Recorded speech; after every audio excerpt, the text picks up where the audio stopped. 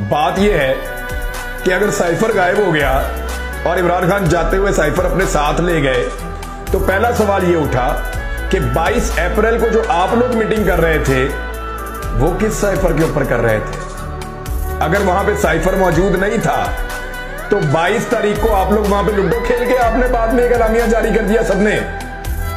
दुश्मन जो है उसका मुकाबला हमेशा भाग जाने वालों से हुआ है।